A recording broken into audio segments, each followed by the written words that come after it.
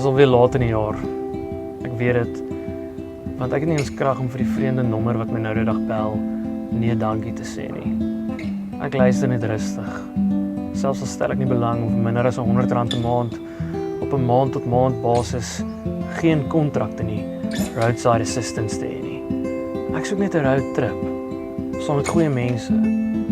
Ek het klaar versekering vir as die geyser bars, kom nie nou dat nog 'n vreemdeling oor my en die warm water sit en bekommer nie. Al is dit ook net 'n paar rand 'n maand. Sê vir daai vreemdeling, hulle moenie oor die ontbering bekommer nie.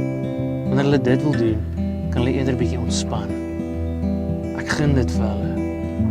Ek ontspan terwyl ek luister na die sales pitch. Dis streelend. Dis accidental ASMR. Ek voel rustig, of as ek net moeg. Nee, dink ek, maar sê dit nie hardop nie. Ek maak hier nie nog versekering vir alles wat klaar verseker is nie. Iewers moet mens sê genoeg is genoeg. Jy kan ook net soveel voorsorg tref. Ek moes nou die dag my kar stuur, sodat hulle die passasierskant se airbag kan omruil. Blykbaar is die airbag wat mens moet beskerm gevaarlik. Daai airbag ruil vir meer as 200.000 km saam met my. Wat as dit ontplof het? Dankie tog dit het nie. Soos alle goeie dinge, moet selfs 'n oproep van 'n bemarker tot 'n einde kom. Al luister jy ook hoe aandagtig, ek weet nie om die nuus te breek nie.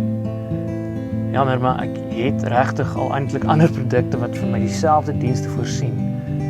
En ek is eintlik van plan om in Desember op 'n roadtrip te gaan. En dis nie eens iets wat julle vir my aanbied nie. Ek moet self my eie roadtrips reël. Om die waarheid te praat, ek kies dit ook so. Maar dankie vir die bel.